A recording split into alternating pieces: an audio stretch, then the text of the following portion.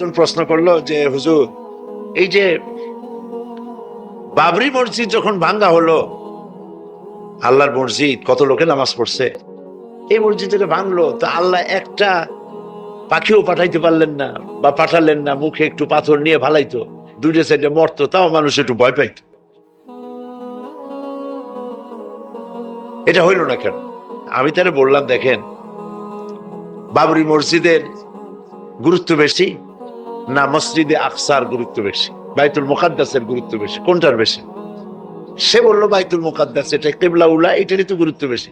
তাই আমি বললাম, এইটা যখন ইহুদিরা দখল করলো, তো আল্লাহ কি কোনো পাখিরে তয়রান আবাবিল পাঠাই দিছিলেন নাকি? মুখে পাথর টাথর নিয়ে নিক্ষেপ করে পাঠাইছে? না, তা তো পাঠায় না। তাহলে আপনি চিন্তা করতেছেন কেন? মূল বিষয় তো চিন্তা করেন নাই। কয় যে মূল বিষয়টা কি? বললাম, মূল বিষয় হচ্ছে এই যে কাবা শরীফকে ভাঙ্গার জন্য যখন আবরাহা আসছিল, তখন আব্দুল মুত্তালিব নবী করিম সাল্লাল্লাহু আলাইহি ওয়াসাল্লামের কি হয়? দাদা। উনি দেখা করতে চাইলেন আবরাহার সাথে। আবরাহা পারমিশন দিলেন, তিনি ঢুকলেন, তাকে বসতে সম্মানের জায়গা দেওয়া হলো, কুরাইশদের নেতা তিনি। আবরাহা বললেন, বলেন আপনি কি বলবেন? আব্দুল মুত্তালিব বললেন, আমি জানতে পেরেছি যে তোমার সৈন্যরা আমার জনগণে এবং আমার উট, দুম্বা, ভেড়া সমানে দখল করতেছে, জবাই করতেছে আর পাইকারি ধরে খাইতেছে, এগুলি সব ধরে নিয়ে আসছে। আমি তোমার কাছে এটা বলতে আসছি, তোমার সৈন্যদেরকে বলো আমাদের উট টুট যা ধরছে, ছাগল ভেড়া সব যেন ছাড়িয়ে দেয়। আবরাহা কই যে আশ্চর্য কথা, আমি মনে করেছিলাম যে তুমি কাবা শরীফ ভাঙতে আসছি, আমি আমারে অনুনয় বিনয় করে তুমি বলবা যে কাবা ঘর রক্ষা করো, তুমি ভাঙবো না। তা না কয়ে তুমি তোমার গরু ছাগল উট ভেড়া, তোমার কাছে কি কাবার চাইতে উট ভেড়া ছাগলের দাম বেশি? আব্দুল মুত্তালিব বললেন যে মোটেই না, ওইটার মূল্য আমাদের কাছে অনেক বেশি, তবে আমি ওইটার মালিক না, আমি উট ছাগল ভেড়ার মালিক, সেটা আমি ছাড়াই নিতে আসছি, আর ঘরটা যার, আমি ওই ঘর ধরে বলে আসছি, হে ঘরের মালিক, তুমি তোমার ঘরকে ঠেকাও। আল্লাহ পাক তখন ঘর ঠেকাই দিছিলেন, কারণ এই ঘর ঠেকাবার মতো কোনো লোক তখন ছিল না। বাইতুল মুকাদ্দাস যখন আক্রান্ত হয়, বাইতুল মুকাদ্দাস যখন ইহুদিরা আক্রমণ করে, তখন এই পৃথিবীতে 70 কোটি মুসলমান ছিল। যেই পৃথিবীতে 70 কোটি মুসলমান বাস করে, সেই মুসলমানেরা যদি তাদের কেবলায় উলা ইহুদিরা দখল করে নেয়, তা ঠেকাবার দায় দায়িত্ব তাদের মধ্যে, সেন্স অফ প্রেস্টিজ যদি ইস্যু না হয়, সর্দি গর্মি না হয়, এটা ঠেকাবার দায়িত্ব আল্লাহর নাই। আর বাবরি মসজিদ যখন ভাঙা হয়, তখন এই পৃথিবীতে মুসলমানদের সংখ্যা 125 কোটির কাছাকাছি। 125 কোটি মুসলমান যে পৃথিবীতে বাস করে, সেইখানে যদি মুসলমানেরা তাদের মসজিদ ভাঙ্গে, তাতে করে যদি তাদের গা না জ্বলে, তো আল্লাহ পাক এখানে তয়রান আবাবিল পাঠাবেন না, জরুরত নেই। ঠিক আজ অনুরূপ ভাবে ইরাকের উপরে যে হামলা হচ্ছে, পৃথিবীর মুসলমানেরা নিজেদের জমিন ছেড়ে দিচ্ছে, আমার জমিনের উপরে দাঁড়াই আমার বাইরে পিটাও, আমার ভাইকে মারো, হত্যা করো, আমি তোমার বিমান বাহিনীকে, আমি তোমার নৌবাহিনীকে, তোমার ল্যান্ড ফোর্সকে জায়গা করে দিলাম। এই যদি দেয়, আল্লাহ পাক সাহায্য কেন? আল্লাহর ওয়াদা, আল্লাহর সাহায্যের ওয়াদা তো মুমিনদের জন্য। ওয়া কানা হাক্কান আলাইনা নাসরুল মুমিনিন, মুমিনদেরকে সাহায্য করা আমি আল্লাহর জন্য ওয়াজিব। বনী ইসরাইলের 3 জন লোক একবার রওনা হয়েছিল কোথাও, যাওয়ার পথে তারা এক পাহাড়ি এলাকা দিয়ে যাচ্ছে, ঝড় শুরু হলো। ঝড়ের থেকে বাঁচার জন্য, আত্মরক্ষা করার জন্য তারা একটি গুহার মধ্যে আশ্রয় নিল। হঠাৎ করে বিশাল এক প্রস্তর খণ্ড উপার থেকে গড়াতে গড়াতে এসে গুহার মুখকে বন্ধ করে দিল। এখন 3 জন লোকের একজনও এখান থেকে বেরোবার আর কোনো পথ নাই। 3 জন লোক মরে যাবে, জীবন সম্পর্কে হতাশ হয়ে তারা কাঁদাকাটি শুরু করলো। মুরব্বী যিনি ছিলেন, তিনি বললেন, কান্দাতে কোনো লাভ নাই, মরবো তো বটেই, কিন্তু আসো, নেক আমল করে যদি কিছু থাকি, আল্লাহকে ভয় করে কোন আমল যদি করে থাকি, চলো সেই আমলটা দিয়ে আল্লাহ পাকের কাছে ওসিলা দিয়ে মাপ চাই। ওই যে সেদিন বলছিলাম অবতাকু ইলাইহিল ওসিলা মানে পীর ধরা না, অবতাকু ইলাইহিল ওসিলা আয় আমল সালেহ, নেক কাজের ওসিলা দাও। শুরু হয়ে গেল। একজন বলল, রব্বুল আলামিন তুমি জানো আমার একটা কৃতদাস ছিল, আমাকে না বলে সে পালিয়ে গেল, আর ফেরে না, বছরের পর বছর চলে যায়। আমি তার পাওনা বেতন দিয়ে বকরি কিনেছিলাম, বকরিগুলির বাচ্চা হইল, মাঠ ভরে গেল। অনেক বছর পর ওই কৃতদাস যখন আমার কাছে ফিরে এলো, আমি তাকে বললাম, আল্লাহর বান্দা, এই মাঠ ভরা যত ছাগল দেখতে পাও সব তোমার নিয়ে বাড়ি চলে যাও। সে বলল, মালিক আপনি কি আমার সাথে তামসা করছেন?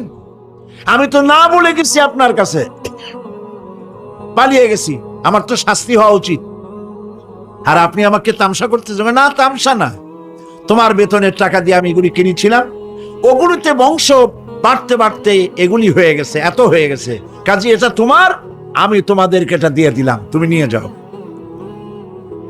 লোকটি বলল, রব্বুল আলামিন আমি তো শুধু বেতনের টাকাটাই দিতে পারতাম, আমি তো শুধু ইচ্ছে করলে ওই টাকা দিয়ে যে কয়টা বকরি কিনেছিলাম সেগুলি দিতে পারতাম। আমি তা না করে তার বেতনের টাকার সবগুলি টাকা দিয়ে যত ছাগল হলো, বকরি হলো, সব দিয়ে দিলাম। এই কাজটা যদি আল্লাহ তোমারে ভয় করে করে থাকি, মেহেরবানি করে এই পাথরটা সরাইয়া দাও। নবীজি বলছেন, আল্লাহ রাব্বুল আলামিন সঙ্গে সঙ্গে তার আপন কুদরতে পাথর সরাই দিলেন, কিন্তু মানুষ বেরোবার মতো পথ তখনও হলো না, অল্প একটু জায়গা সরেছে। আর একজন বলল, রাব্বুল আলামিন তুমি জানো আমি এক সুন্দরী যুবতী নারীর প্রতি আকৃষ্ট হলাম, তাকে আমি কুপ্রস্তাব দিলাম, কোন ক্রমে রাজি করতে পারি নাই, বহু টাকার বিনিময় আমি যখন তাকে রাজি করেছি, আর নির্জন জায়গায় যখন আমি তাকে উপভোগ করতে যেতেছি, তখন ওই যুবতী মেয়ে আমাকে বলল, আল্লাহর বান্দা তুমি আল্লাহরে ভয় করো, দুনিয়ার কেউ দেখতেছে না, আল্লাহ দেখতেছে, আল্লাহরে ভয় করো। আর রব্বুল আলামিন আমার দীর্ঘদিনের এই আশা, এত টাকা দিলাম, এর বিনিময়ে আমি যখন আমার কুপ্রবৃত্তিকে চরিতার্থ করতে যাব, এমন সময় যখন ওই মহিলা যখন বলল আল্লাহরে ভয় করো, তোমার ভয় আমার মনের মধ্যে এতটা গালিব হয়ে গেল, আমি এটাকে ছেড়ে দিয়ে তওবা করে দূরে পালাইয়া গেলাম।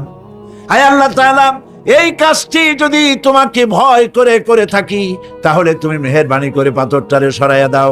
নবীজি বলছেন, সঙ্গে সঙ্গে পাথর আরো একটু সরে গেল, কিন্তু তখনও মানুষ বেরিয়ে যাওয়ার মতো পথ হয় নাই। তৃতীয় ব্যক্তি বলল, রব্বুল আলামিন তুমি জানো আমি গরিব মানুষ, কয়েকদিন পর্যন্ত বহু চেষ্টা করেও কিছু সংগ্রহ করতে পারি নাই, ছেলে মেয়ে না খাওয়া, আমার বুড়ি মা না খাওয়া, আমার স্ত্রী না খাওয়া, সারাদিন কাজ করে কিছু পাই নাই। যখন আমি বাড়ি ফিরলাম গভীর রাত্রি, স্ত্রী জিজ্ঞেস করলো কিছু পেয়েছো নাকি? আমি বললাম কিছু পাই নাই।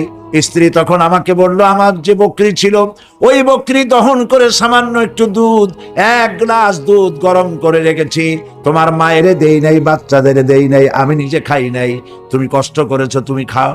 লোকটি বলল, রব্বুল আলামিন আমার ওই দুধের গ্লাস হাতে নিয়ে স্ত্রীর ক্ষুধার্ত চেহারা দেখে আমার মনের মধ্যে মায়া ঠিকই হলো, কিন্তু দুধ আমি তারে দিলাম না।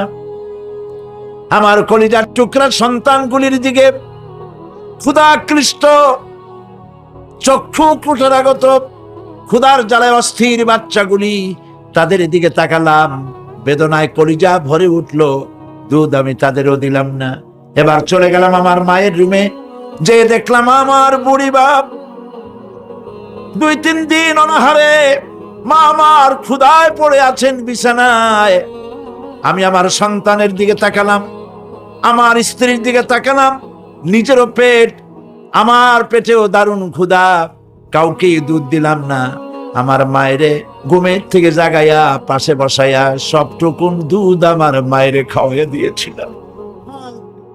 রব্বুল আলামিন এই কাজটি যদি আমি তোমাকে ভয় করে থাকি রব্বুল আলামিন, তাহলে মেহেরবানি করে পাথরটা সরাই দাও। আমার নবীজি বলছেন সঙ্গে সঙ্গে পাথরটি গুহা মুখ থেকে সরে গেল। আল্লাহ পাককে ভয় করে চলার একটি দৃষ্টান্ত, এভাবে অনেক দৃষ্টান্ত হাদিস শরীফের মধ্যে এবং কোরআনের মধ্যে রয়েছে। লোকেরা ভালো বললে এই ভালোটা আল্লাহ গ্রহণ করেন। সেটা কিভাবে? আপনি তো জোর করে আদায় করছেন, মানুষের জিজ্ঞেস করছেন লোকটা কেমন, তার কাছে যে টাকা পাবে, তারে যে গাইলাইছে, তারে যে মারছে, সেও বলবে ভালো। এত মানুষের মধ্যে উল্টা করিয়া সে জান নিয়ে ফেরবে কেমনে? কিন্তু আসল কথা কোনটি? আসল কথা হলো একটি লোক মারা গেছে, কেউ জিজ্ঞাসা করে নাই, কানে আসা মাত্রই একজনের মুখ থেকে বেরিয়ে গেল, আহারে লোকটা বড্ড ভালো ছিল। এইটা আল্লাহ গ্রহণ করবেন, সুবহানাল্লাহ, এটাই আল্লাহ গ্রহণ করবেন। সেই জন্য এই কাজগুলি হতে হবে তাকওয়ার ভিত্তিতে, আল্লাহকে ভয় করতে হবে ফিস সিররি ওয়াল আলানিয়া, এটি প্রকাশ্যে এবং গোপনে সর্বাবস্থায় কলিজার মধ্যে ভয় থাকবে কার? চিল্লায় বলতে হবে কার? আল্লাহ ছাড়া কাউকে ভয় করি না, মনে থাকবে। আল্লাহ ছাড়া কাউকে ভয় করব না, আল্লাহ ছাড়া এত কাউকে ভালোবাসবো না। সব থেকে ভালোবাসবো কারে? আল্লাহকে ভয় করব কারে? আল্লাহ পাককে। আল ঈমানু বাইনাল খাউফি ওয়ার রাদা, ঈমান হচ্ছে দুটি জিনিসের মধ্যে, ঈমান এবং আশা। ঈমান এবং আশা, ভয় এবং আশা, ভয় এবং আশা, এই দুইটার মধ্যে হলো ঈমান। হযরত ওমর রাদিয়াল্লাহু তাআলা আনহু কিয়ামতের দিন তিনি বলেন, কিয়ামতের দিন আল্লাহ রাব্বুল আলামিন যদি বলেন পৃথিবীর সমস্ত মানুষ জান্নাতে চলে যাবে, একটা মানুষ মাত্রই জাহান্নামে যাবে, আমি আল্লাহ পাককে এত ভয় পাই, হতে পারে সেই ব্যক্তি আমি ওমর হয়ে যেতে পারি। আর যদি কিয়ামতের দিন আল্লাহ রাব্বুল আলামিন বলেন একটি মাত্র মানুষ জান্নাতে যাবে আর সব জাহান্নামে যাবে, আমি আমার আল্লাহকে এত আশা করি, এতই তার উপরে আশা রাখি যে সেই ব্যক্তি আমি ওমর হয়ে যেতে পারি।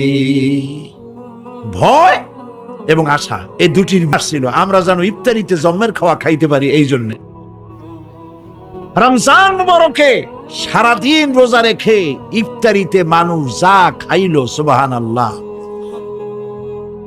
পিএসি, সুবহানাল্লাহ, পিছন থেকেও বলতেছে পিএসি, বেগুনি, ছোলা, মুড়ি, তরমুজ, আম, কাঁঠাল, এত খাওয়া খাইলো।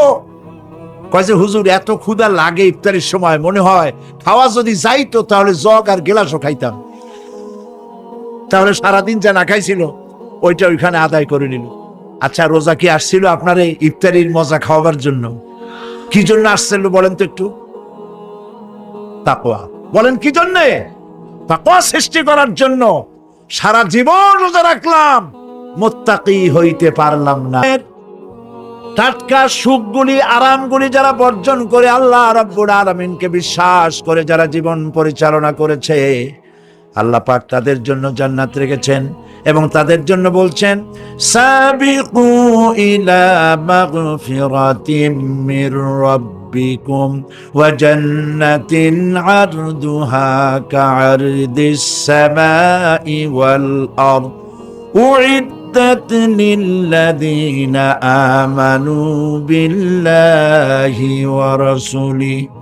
আল্লাহ পাক বলেন প্রতিযোগিতা করো আল্লাহর মাগফিরাত কামনার জন্য আর জান্নাতে যাওয়ার জন্য প্রতিযোগিতা করো, আল্লাহর রহমত পাওয়ার জন্য সৎ কাজের প্রতিযোগিতা করো, তাহলে আল্লাহ রাব্বুল আলামিন তোমাদেরকে ক্ষমা করবেন আর তোমাদের জন্য এমন জান্নাত দিবেন যেই জান্নাত আকাশের বিশালতার জমিনের বিশালতার মতো। এই বিরাট জান্নাত তোমাদেরকে দিবে। এই জান্নাত চিরস্থায়ী সুখ এবং শান্তির জায়গা হবে। আল্লাহ পাক বলছেন জান্নাত, আল্লাহ পাক ওয়াদা করেছেন মুত্তাকিদের জন্য আল্লাহ পাক জান্নাত দিবেন, যে জান্নাতের ভেতরে রয়েছে মধুর প্রস্রবণ, রয়েছে দুধের প্রস্রবণ, রয়েছে সেখানে স্বচ্ছ পানীয় পানির প্রস্রবণ রয়েছে। এই সুন্দর জান্নাত, ঝর্ণা ধারা আল্লাহ পাক সৃষ্টি করেছেন, বাগ বাগিচা দিয়ে ভরে রেখেছেন জান্নাত। সেই জান্নাতে জান্নাত হবে এয়ার কন্ডিশন, রৌদ্রের তাপ হবে না সেখানে, রৌদ্রের খরতাপ হবে না সেখানে, ঠান্ডার প্রচন্ডতা থাকবে না। কিরকম হবে জায়গাটা? আল্লাহ পাক বলছেন, মুত্তাকিনা আলাল আরাইকি লা ইয়ারাউনা ফিহা শামসান ওয়ালা জামহারিরা ওয়াদানিয়াতান আলাইহিম যিলালুহা ওয়া যুল্লিলাত কুতুফুহা তাযলিলা। আল্লাহ পাক এমন জান্নাত রেখেছেন, সেই আল্লাহ পাক সেই জান্নাতের ভিতরে জান্নাতীরা ঠেস লাগায়া মুখোমুখি অবস্থায় তারা সেখানে বসবে, আর জান্নাতীদের মনের মধ্যে কোনো দুঃখ থাকবে না, পেরেশানি থাকবে না। পৃথিবীতে ইল্লাল্লাহু মুহাম্মাদুর রাসূলুল্লাহ, জীবনে বিশ্বাসের সাথে এই কালেমাজি উচ্চারণ করেছে, মুখ দিয়া বিশ্বাস করেছে, তার পাপের সব শাস্তি শেষ হয়ে যাওয়ার পর আল্লাহ পাক তাকে মুক্ত করবেন জাহান্নাম থেকে। আল্লাহ পাককে ভয় করে পৃথিবীর সমস্ত পাপ থেকে যারা নিজেকে রক্ষা করবে, আল্লাহ তাদের জন্য এই জান্নাত রেখে দিয়েছেন। সেই জান্নাতের রিসিপশন আপনারা আন্দাজ করতে পারবেন না। রিসিপশন কারে কয়? কি এর প্রধানমন্ত্রী আর প্রেসিডেন্ট, 4-5টা পুলিশ আর আর্মি এসে একটা ফট করে সেলুট মারলো, বাস শেষ হয়ে গেল, এরকম না। জান্নাতীদেরকে রিসিপশন দেওয়া হবে। জান্নাতীরা যখন আল্লাহর হুকুমে জান্নাতের দিকে যেতে লাগবে, আর যখন জান্নাতের কাছে চলে যাবে, আল্লাহ রাব্বুল আলামিন শোনায় দিচ্ছেন, হাত্তা ইযা জাউহা ফুতিহাত আবওয়াবুহা ওয়া ক্বালা লাহুম খাজানাতুহা সালামুন আলাইকুম তিবতুম ফাদখুলুহা খালিদিন। সুবহানাল্লাহ। জান্নাতীরা যখন জান্নাতে প্রবেশ করার দরজার মুখোমুখি হবে, তার রক্ষীগণ তখন বলবে, সালামুন আলাইকুম, আল্লাহর শান্তি তোমাদের উপরে বর্ষিত হোক। সুবহানাল্লাহ।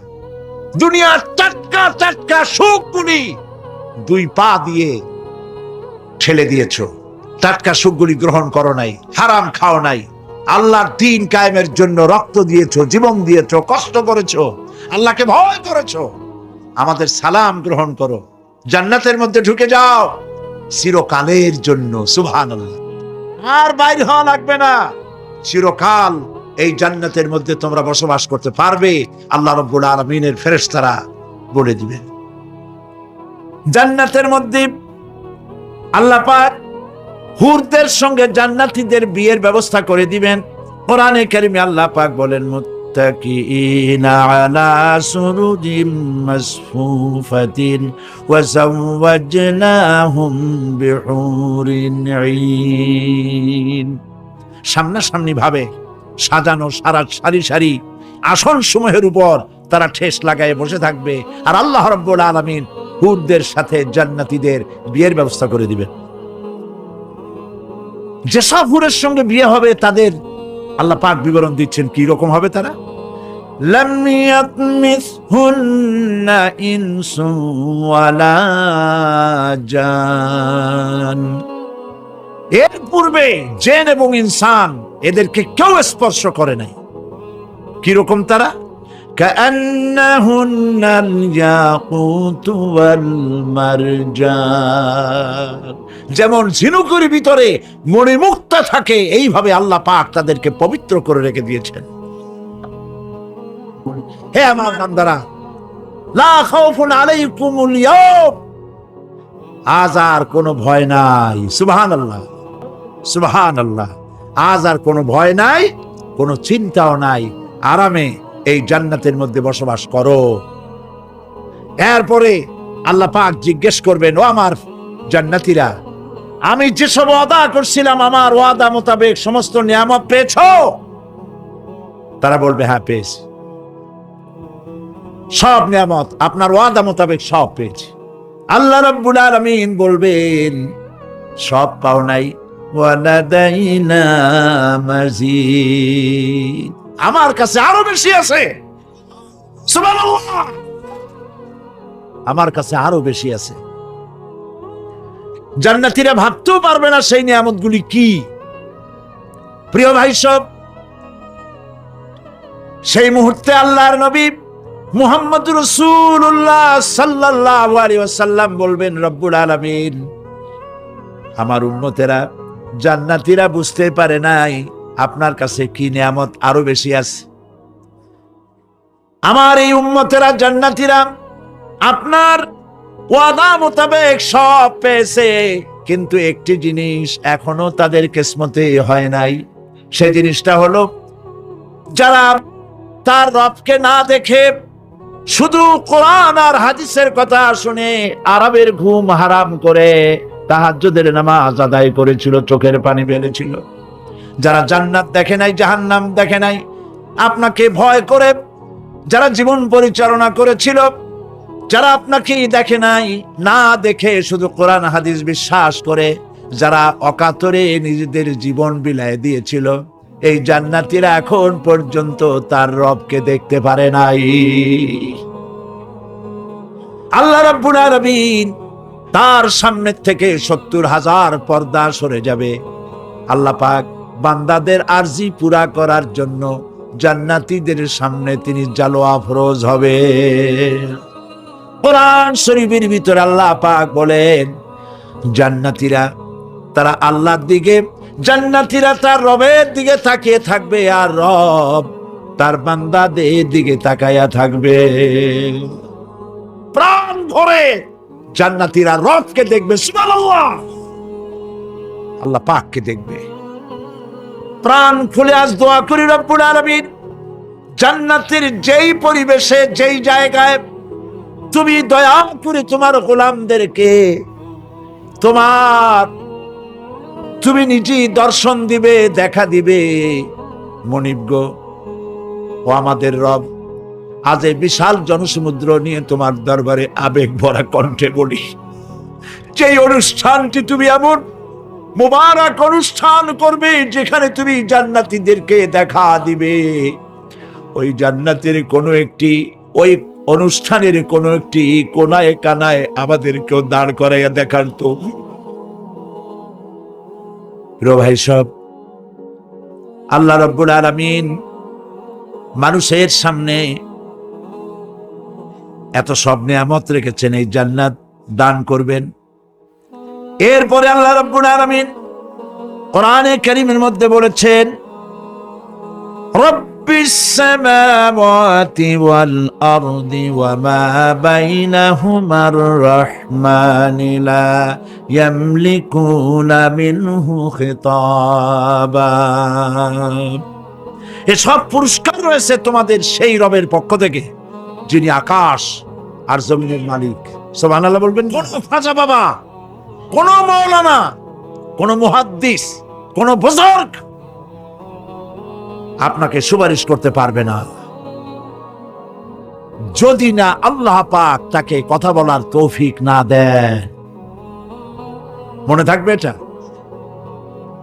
আয়াতুল কুরসির ভিতরে আমরা পড়ি, মান যাল্লাযী ইয়াশফাউ ইনদাহু ইল্লা বিইযনিহি। আল্লাহ পাক বলেছেন কিয়ামতের দিন আল্লাহর দরবারে কার সাহস আছে কথা বলতে পারে। মান যাল্লাযী ইয়াশফাউ ইনদাহু ইল্লা বিইযনিহি, আল্লাহর অর্ডার ছাড়া, হুকুম ছাড়া আল্লাহর সামনে কথা বলার সেদিন কেউ থাকবে না। সুবহানাল্লাহ, কেউ কথা বলতে পারবে না। সুপারিশ করতে হবে আল্লাহ যারে বলেন তুমি করো, অমুকের জন্য করো, সেই ব্যক্তি শুধু তার জন্যই করতে পারবে, আর কেউ কথা বলতে পারবে না। সেই কঠিন হাসরের ময়দান, যেদিন শুধুমাত্র আল্লাহ পাক কথা বলবেন, আর যারে বলতে বলবেন সেই কেবলমাত্র বলতে পারবে। সুপারিশ এটি আল্লাহ পাক কিয়ামতে পারমিশন দিলে বলা যাবে। হযরত ইব্রাহিম আলাইহিস সালাম কিয়ামতের দিন তার নিজের পিতা সম্পর্কে সুপারিশ করবেন, রব্বুল আলামিন আমার আব্বার জন্য সুপারিশ করতেছি, মেহেরবানি করে জাহান্নাম। সাল্লাল্লাহু আলাইহি ওয়াসাল্লাম। তো আল্লাহ পাক কেন পারবেন না? মরা গাছ দিয়ে ফুল ফুটাই দিতে পারেন, মরুভূমির ভিতরে পানির প্রস্রবণ ঘটিয়ে দিতে পারেন, আমিরকে ফকির করতে পারেন, ফকিরকে আমির করতে পারেন। এই তো আল্লাহ। যালিকুমুল্লাহু রাব্বুকুম, ইনি হচ্ছেন তোমার আমার রব। সুবহানাল্লাহি ওয়া বিহামদিহি। কোরআনে কারীমকে একদিকে মুখস্থ করা সহজ, আর মুখস্থ করার জন্য একটি সিস্টেম কোরআন শরীফের মধ্যে আছে, চিন্তা করলে যেগুলি পাওয়া যায়। সেটা হলো এই যে কোরআন যদি কেউ তাড়াতাড়ি পড়ে মনে হবে যেন প্রবন্ধ পড়তেছি, আর যদি থেমে থেমে পড়ে তাহলে মনে হবে যেন কবিতা পড়তেছি। সুবহানাল্লাহ। প্রত্যেকটা লাইনে লাইনে মিল, ছন্দের আকারে কোরআন শরীফ পৃথিবীর সমস্ত সাহিত্যের মানকে ছাড়িয়ে এত উপরে গিয়েছে যেই মান পর্যন্ত পৃথিবীর কোন সাহিত্য কিয়ামত পর্যন্ত পৌঁছতে পারবে না। এর ফাসাহাত, এর বালাগাত, কোরআন শরীফের সাহিত্যিক মান চিরকালের জন্য কালজয়ী, এর পাশেও কেউ দাঁড়াইতে পারবে না। সুবহানাল্লাহ। হযরত নবী করিম সাল্লাল্লাহু আলাইহি ওয়াসাল্লাম তিনি যখন হযরতে খাদিজাকে যখন দ্বীনের দাওয়াত দিলেন, কালেমার দাওয়াত দিলেন, বললেন এক আল্লাহর ইবাদত করো, আমারে শেষ জামানার নবী হিসেবে মেনে নাও, আখেরি নবী হিসেবে আমাকে মেনে নাও। হযরতে খাদিজা এক মুহূর্ত দেরি করেন নাই, সঙ্গে সঙ্গে পড়েছেন লা ইলাহা ইল্লাল্লাহু মুহাম্মাদুর রাসূলুল্লাহ। জোরে পড়েন লা ইলাহা। নারায়ণগঞ্জের মতো জায়গা মাহফিল করবেন তো বড় খয়রাত করতে নামবেন, ছোট্ট মাটি নিয়ে নামবেন কেন? বিলার ঝুলি নিয়ে নামে, কেউ তো বেশি দিলে তখন নেবেন কি করে? এই জন্য আপনি যেমন ব্যবস্থা করবেন সেরকমই। আমরা তো আরামে বক্তৃতা শুনতেছি, আর ইরাকের মুসলমানদের ঘুম হারাম হয়ে গেছে, খাবার নাই। গতকাল ব্রাহ্মণবাড়িয়া বলেছি, ইরাকের গর্ভবতী নারীরা তারা ডাক্তার সরকারের কাছে দাবি জানাইছিল যুদ্ধের একদিন আগে, বলছিল আমাদেরকে অপারেশন করে বাচ্চাগুলো বের করে দাও। আমেরিকার কাফেরদের বিরুদ্ধে এটাকে কমপ্লিট করা হয়েছে আল্লাহর পক্ষ থেকে। পৃথিবীর মানুষের জন্য আর একটি শব্দ প্রয়োজন নাই। বিজ্ঞানের আবিষ্কার যত বাড়ুক, কোরআন শরীফের কিচ্ছু তাতে আসে যায় না। যদি কোন আহাম্মক বলে যে বর্তমান হলো বিজ্ঞানের যুগ, কোরআন নাজিল হয়েছে কত বছর আগে? ১৫০০ বছর আগে কোরআন নাজিল হয়েছে, সেই যুগের কোরআন। আর এখন মডার্ন যুগ, এখন কি এগুলি চলে? আরে বাবা, তোমার বিজ্ঞান ফেলের সামনে। বিজ্ঞানের থিওরি হচ্ছে, বিজ্ঞানের একটি থিওরি এই যে বিজ্ঞানের কোন থিওরি ফাইনাল নয়। আজকে বান্দর কেন? মানুষের নাকি দেখা যায় বান্দরের মতো। আচ্ছা বলেন, বান্দর আমার মামু হয়, শিম্পাজি আমার নানা, ওরাং ওটাং দাদা, এ বলে এর মধ্যে কোনো গৌরব আছে? এর মধ্যে কোনো গৌরব আছে? কোনো গৌরব নাই।